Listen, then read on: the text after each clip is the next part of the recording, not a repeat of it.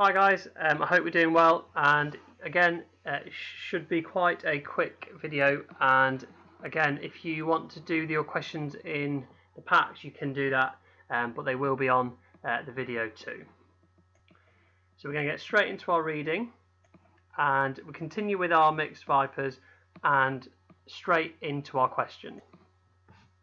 So these are your questions, and again if you want to have a look in your packs you can do so if you prefer, but if you pause the video now you can begin to answer these.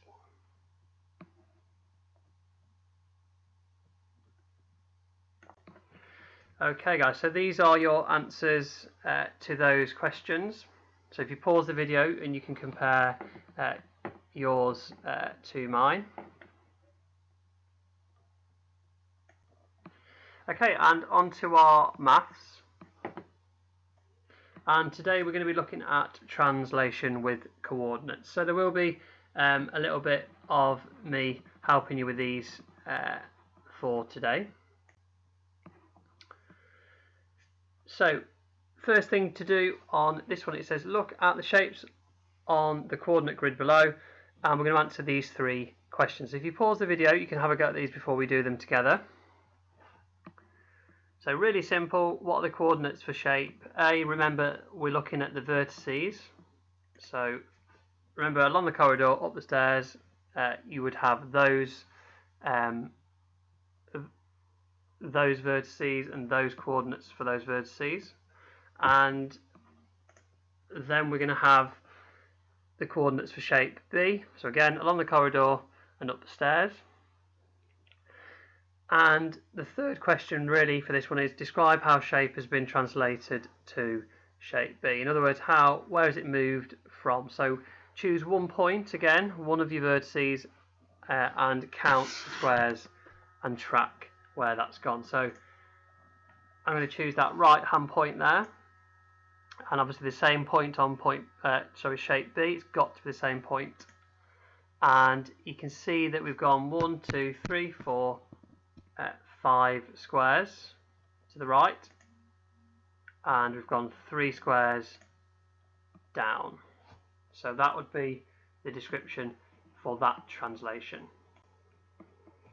Okay, different question then. This time we're going to we've been given the movement, so 4 right and 2 down, and we now need to work out what are the coordinates of the shape that's been translated.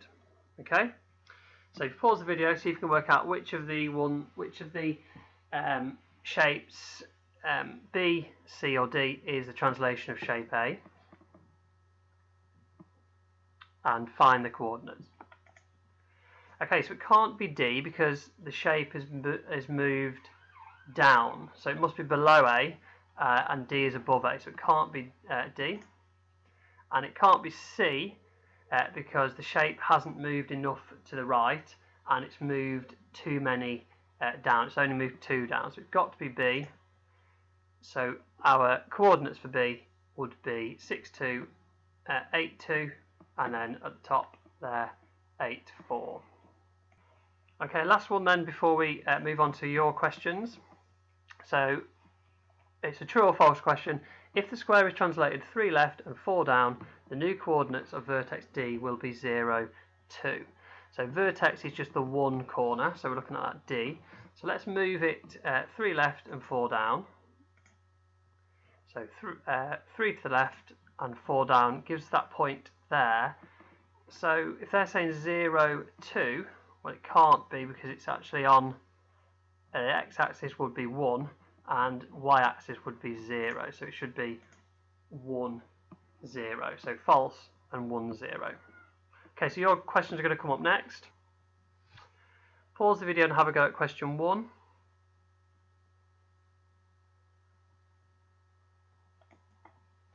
Okay, question 2.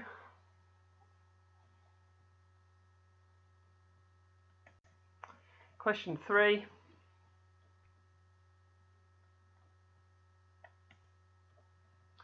And your challenge question.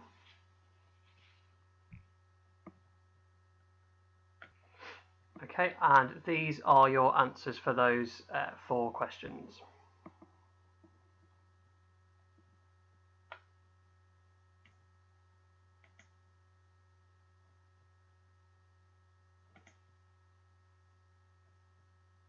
Okay guys, and don't forget to look out for those battles that might crop up, and if you need me to change your times tables that you're working on, just give me an email.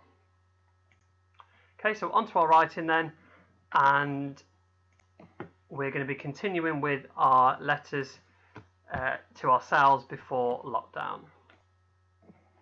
So just a recap of the tasks, guys, that you hopefully you've started yesterday.